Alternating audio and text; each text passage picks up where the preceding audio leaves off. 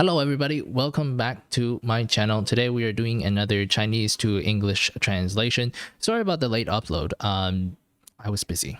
And really I was busy. I was busy doing like more business stuff for NA Glory. I've got good plans for NA Glory, and there's going to be another thing on the side of it which is going to be more like the revenue generating machine and things like that. Anyway, lots of background work, lots of planning. Hopefully you guys will see the fruits of that soon. In today's translation, I react to and translate most of two clips. One clip is about Valhein, one clip is about Moren, and they are from 林大仙。好，首先要感谢一下林大仙，谢谢你同意我做出这部影片。到这影片的最后的时候，会给你一点点的小留言。So let's get started.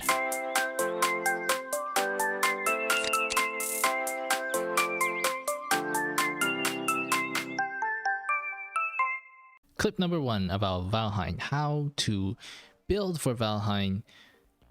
In the title it says, use this and high ground 1v4, no problem. Alright, so right away he's talking about, Mr. Lin is talking about the AP, amount of AP damage on the other side. Zaniel, Zil, over here Vera as well. He is, however, going to be playing Valhein because of audience's request, okay? He's going to be using equipment 5 down here. He just made. It's about attack speed, lots of attack speed. He has the 25% from his attack boots. He wants that because it's really useful in order to get out of damage. But then he's like, oh no, he still probably needs that Gilded Greaves considering the amount of control over there. Medallion with Troy, as well as the Earl's brand that he is switching over right now. So he says he's probably going to switch out for the Gilded Greaves afterwards. There is just too much magic damage on the other side. 不想活了, by the way, guys, means I have no idea how he gets the how did he even kill him so fast? Well, it's pretty amazing. I think actually there is a 32% attack speed Arcana. I actually didn't know that you can get up to 32%, but anyway, you can. He also just mentioned over here using his red greaves. Are they called greaves? Shurikens, greaves. Okay, I think they're called greaves. The red one because it gives a little bit more damage, so he's gonna use that. Over here he says, come into this bush, let's intercept them. And here we go, he waits for the teammate to use the first stun, and then he follows up with his second stun to CC chain that, switches target magnificently onto the Zil over here, and now another one onto the Zaniel. They're just putting down dumplings now. His co-host or I don't know who it is actually, maybe it's his girlfriend or something. He just said, oh, gotta get back, one left. Makes a joke over here about maybe I don't need to translate the jokes or something. Yeah, cut. Go to the next start. Yeah. Okay. So here he says, in his opinion, when you're playing a role like Valhein, you need to play aggressive in the beginning because that is where to him is where your advantage is. For equipment, however, he thinks that Valhein really needs to be variable and adaptive with how he uses his equipment. So there's not like really one correct one to use. He's really looking at situations and changing his builds all the time. Zil in the bottom lane, he says, and so he's looking at making a rotation or pushing. He says engage, engage, engage, but because Timmy didn't get the positioning on the Vera in advance, then just back off. He says about the mid lane, because right now in Taiwan, everybody does the 3-man rotate, open the sprint, take some heads.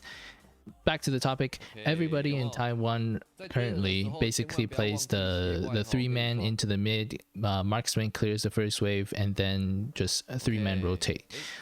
So he makes a comment about how the mage was too far away, so he just took the mid wave by himself. Here he engages because his teammates is also engaging. Back off, back off.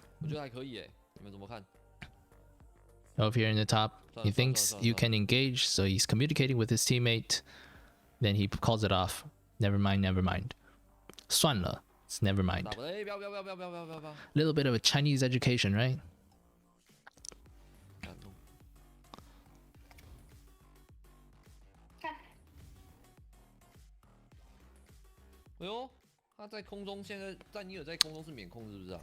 Over here, talking about Zaniel.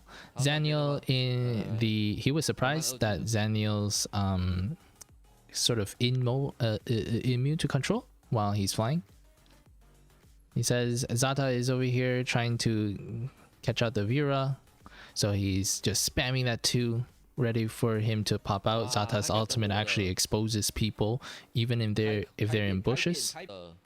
He should have waited for me, he says, talking about Zata's ultimate. If he was there to stun, I think that's what he was talking about. A little bit of positioning to get away from the Zill's ultimate. Celebrating a little bit over here. Going back to the top tower, he wanted to get the Hayate, he says. Attack, attack, attack, invade. Over here, use the normal attack whenever he can to just get a little bit of lifesteal or something. And he's giving chase. He has Teamy. He's very determined to do so. Beautiful, he says, as he is resurrected by the Teamy. Very comfortable. He says this is a very comfortable pace for him. That's what he's saying right now. Over there, the Zill on the enemy team says, wow, so good, respect, or like, yeah, that kind of thing. And then Mr. Lin retorts saying that it's kind of like an early game thing. So a little bit of a hint as to what they're thinking about. Probably thinking that the Valhein is not very good late game. I'm thinking that's what they're saying. Over here he says it's probably a 50-50 in terms of this blood, this HP level. And Timmy says probably not, right? I don't have ultimate and stuff. So here he apologizes. Oh, I was wrong, sorry. Miscalculation, he says. A little bit of an arrogance, but not anymore next time. Yeah, he's showing you very correctly how to just get his positioning correctly. He has the yellow greaves on his head, so he's very confident right now. He says anybody who comes over here going to basically fuck them. Okay, next he's saying that this round he wants to do an auto attack heavy, auto attack reliant style. But he feels like there's not a lot of damage coming out, he says. So here's a little bit of the trouble, according to him, in terms of what Valhein, in terms of damage, he feels like Valhein is not really coming out for Valhein. So again, Valhein, in his mind, I feel like he's saying that it's not a super good pick.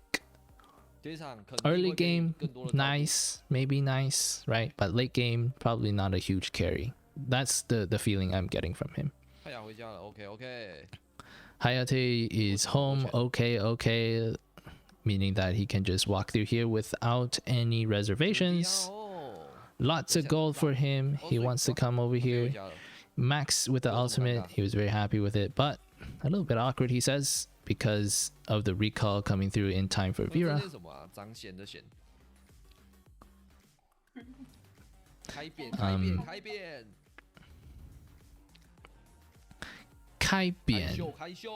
Kaishou.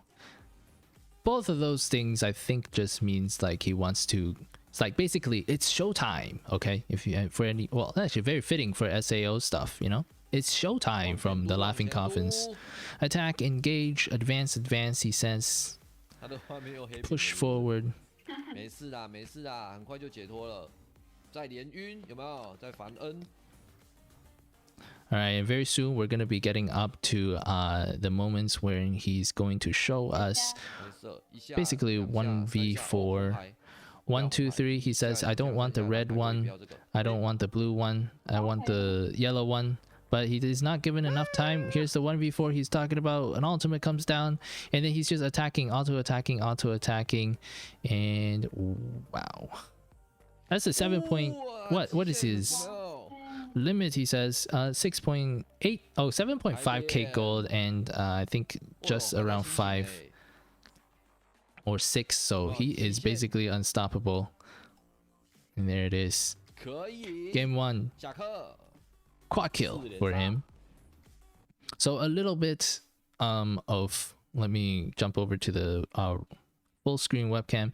A little bit of what I think he is saying in this video is that Valhein early game, number 1, you got to play aggressive like the way he did, and then also he's prioritizing attack speed over anything else really, and then in the late games he would consider then swapping out for Gilded Greaves to get a little bit more survivability.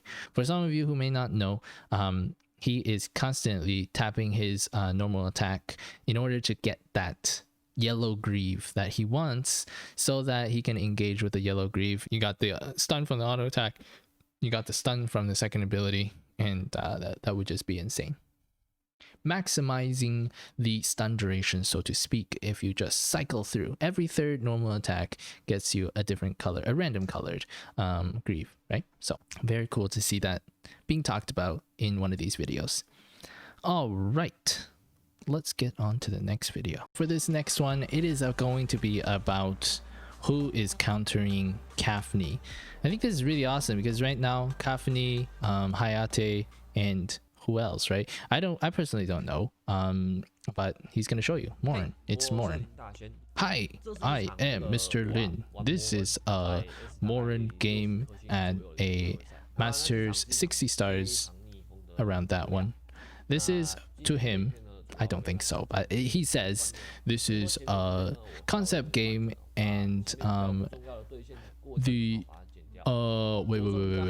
wait, he's too fast. Stop. Oh, okay. For him, this game was really not in favor for his team, and he is going to speed through the first sections of the game where it's not so important. Notice again, it is the current meta for them to do a trio rotation like this. Mid take, and then go down to the bottom together with the mid laner.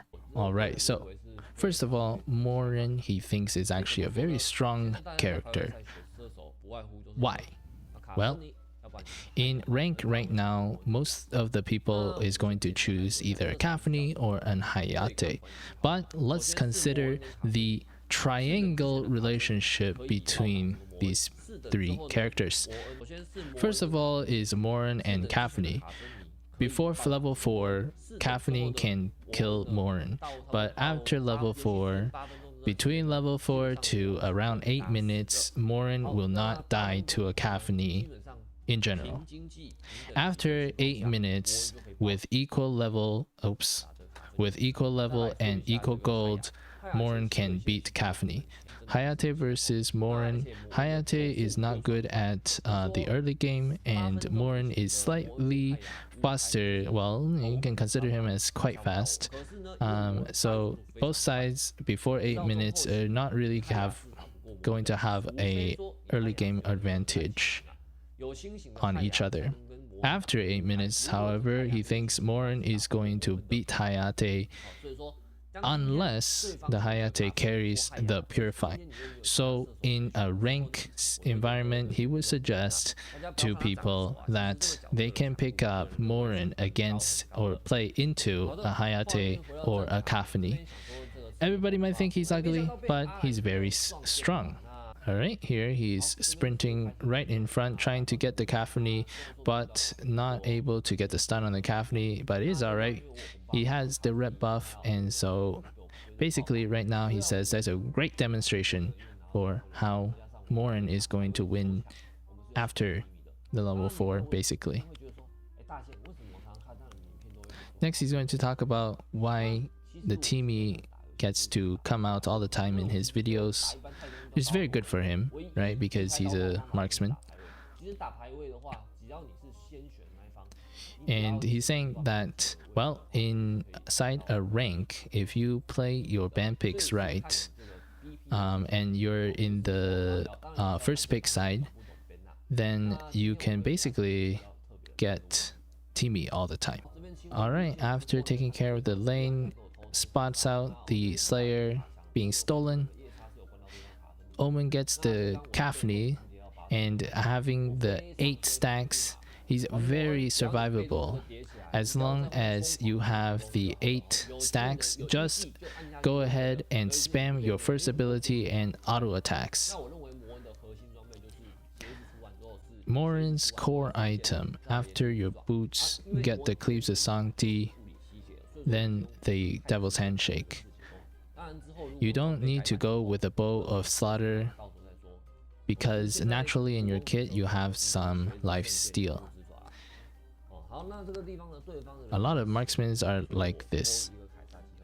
Over here, the other side has a man disadvantage, so he calls for the Slayer immediately. However, Kira already goes to do other things, so without the Kira, it's a little bit slow trying to get this Slayer. Very awkward, not able to get the Slayer. When other people, like the other team, is dead, he thinks that the correct move is to get the objectives like Slayer. Even though the mid tower has fallen, but at this time of the game, he thinks the mid tower is not as important, and it could have been the middle lane who goes to get that wave. Over here, next one, there's a lot of details. They just killed the Chi, and there is one cannon left. The enemy will rotate to defend this. When the cannon is trying to get in, save time and take the dragon.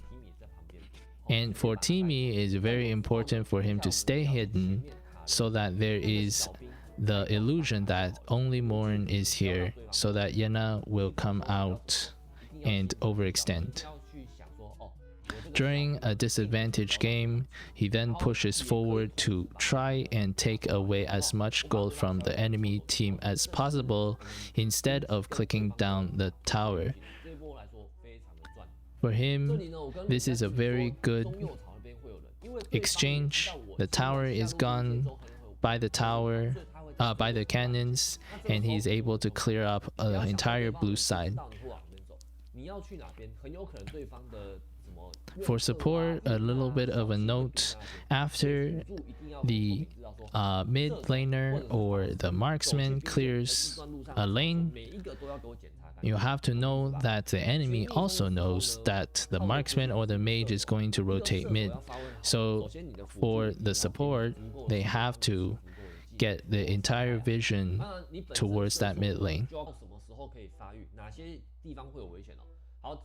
Alright, here their minion wave is too far away, so they cannot end the game. Kira and Dirac should not cross this bush, because if Kafni was able to get in, that would basically allow the Chi to complete the backdoor steal. He answers a question for people: do you hit the minion wave first or the people? Well, it depends. In this situation, there's only one person. Of course, Chi is harder to kill, so you can go for the minion first so that the backdoor protection is enabled, and then that way Chi will not be able to take out the tower. However, if there is a group of people, then really, even if there were no minions, you would still probably lose to that group of people tower diving. So then in that situation, you could probably take the people first. All right, so now let's take a look at their composition. You should have talked about this earlier. He says, right now, in this time, late game, he's only afraid of Alistair. Caffeine cannot take him, and he's only afraid of getting controlled by the Alistair. He's not afraid of Richter, he's not afraid of Chi because of his survivability. And even if Alistair is going to ult, Dirac can stun him out. So in composition wise, late game composition, they're going to win, no problem. However, because of the Chi and Richter early game, it is natural for them to be at a bit of a disadvantage. Right now is a perfect example. Second skill to push away the advancing warriors, bow slaughter, and then it is just a case of auto attacking. Here he now talks about the attack speed being super important. After Earl's brand got buffed up, he hardly takes the Slick Sting because Earl brand has attack speed, resistance, magic resist, so he thinks that he doesn't need that Silk Sting anymore. Instead, he'll go for the Devil's Awakening. Devil's Awakening additionally will give him that unique passive for the 50% additional attack speed. He thinks that is super duper important for Moren. Do you need the the Blade of Eternity here? Well, he thinks no, especially with Timmy and the fact that even if you were to revive, other people are gonna kill you immediately. For some people, they're going to question how come play Moren. Moren is T2 in the rankings by the professionals. However, he thinks that, you don't have to always be listening to what other people think. You gotta play a little bit and use a little bit of your own critical thinking. Of course, for Hayate and Caffeine, they are going to still be the top picks because of the late game and the requirement for Moren to get well developed. How about the Wukong, because it is also a late game hero? Can you be using him? Well, no, because of the roles. Role wise, Wukong needs to be aggressive in the early game, while as a marksman you can be in a trio lane just slowly farming up. That is no problem. Okay, on to a question about Arcana, whether you should use the 16% attack critical chance or the one that increases up to 32% critical damage. Well, there are two kinds of marksmen. One is jungling, one is the abyssal lane. Talanis, Brunhilde, Moren, Valhein, these kind of late game-ish... Wait, Valhein? No, Valhein. They're late game heroes, so he would suggest you to use the 16% critical chance one so that you can dish out more damage in the late game. However, if you were like Joker, early game hero, then would you use the 16% critical chance, or would you use the one that gets critical damage? He would use the one that has critical damage because it does a lot more damage in the early game. So you have to know whether or not you are an early game or late game hero and decide what kind of Arcana you're going to use.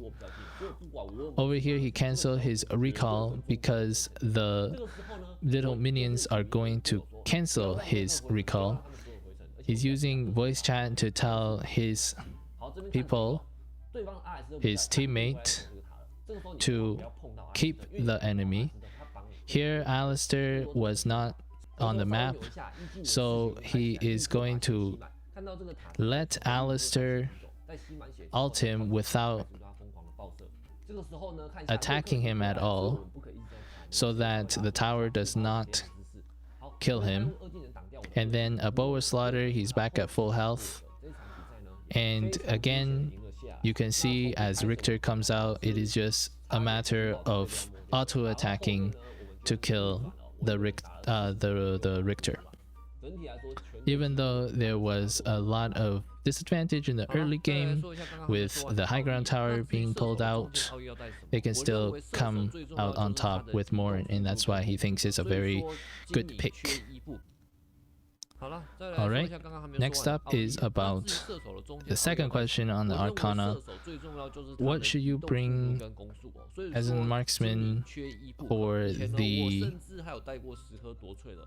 purple one, the purple Arcana?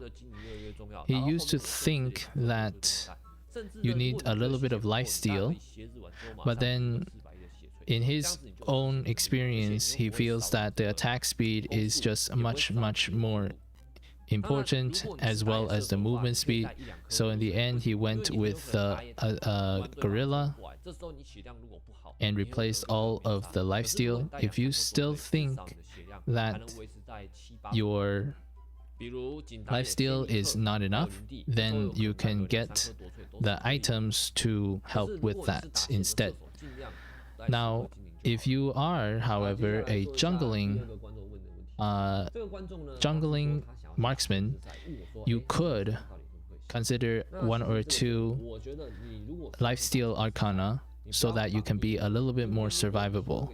And it's important because if you are low health when the enemy decides to engage or invade your jungle, you wouldn't be able to survive and continue with your jungle clears. Next question was about a thing called the GCS intercity leagues, and they were saying that, well, should I just go with one composition? And he's just saying that, well, it is very difficult to do so because other people can specifically ban against your composition, and you need to have a little bit more flexibility.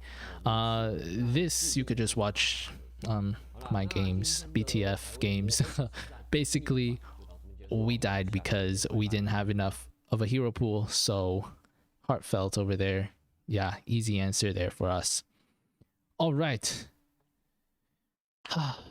That was it for the translation portion. 现在我想要给林大仙一点字词，不是字词，也不是，我的中文不太好，我是个 ABC 好吗？但是还是有80%能听懂，所以希望 translation 是没有特别大的误差的。那我这边呢，我很希望带给我的观众这些影片，是因为我们这边在做一个系列，一个比赛系列叫做 Anihi Glory。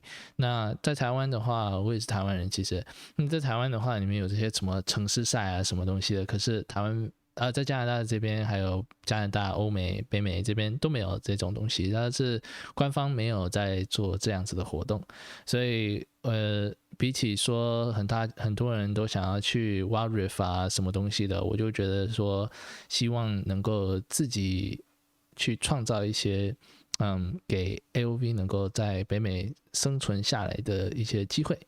那所以也很感谢今天林大仙能够让我用你的影片来传教一些更好的game sense、game knowledge 给 North American 玩家，这样就是我一点点小小的解释，说为什么我那么希望能够跟你合作这样。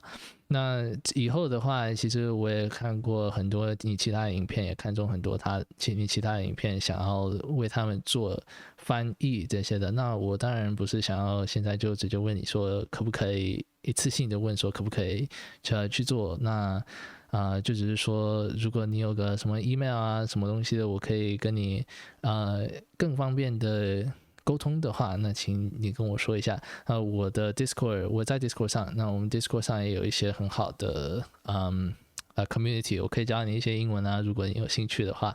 那我们也有一些好的 community， 欢迎你来参加。然后我也会把我的 email 放在留言里面，如果你觉得喜欢看到这种影片，然后也支持我们在北美做的一些说什么好呢？在北美这边做的一些小努力的话，那麻烦你跟我传个讯息吧，然后做个朋友好吗？ Okay, well everybody, that is it for this week. If you guys have any comments, leave them in the comment section below, whether or not you like this kind of video, it was too easy for you, you wanted more concepts, you wanted more condensed or something like that, anything you want, just put them in the comments below. If there is a video that you would like to see translated that's in Chinese right now, put them in the comment section below, and we'll try to get to it for the next time. I really like this format, one, because we get to bring in more AoV knowledge from the Asian servers who are right now the best in the world, which we will overtake with any glory. Mark my words. No, I'm just kidding. Don't mark my words. The other reason is also I want to bring in some of the Asian video styles to see if we like it here in North America, and also for our other content creators to generate some ideas about how they're going to present their video. And if you haven't already, please consider liking, subscribing, and sharing this video so that more people can like and subscribe. It'll really help us out. You know, it actually takes 1,000 subscriptions now to get live streaming. Wow, would you just think about that? And live streaming on YouTube is going to be a big milestone for me to achieve. So let's try to get there. I only have like 33 subscribers. Ouch. Yeah, long way, but we're gonna get there. All right, guys, don't forget to leave those links in the comment section below if you find any Chinese AoV videos that you want to be translated. I'll be happy to do that. See you next time. Bye.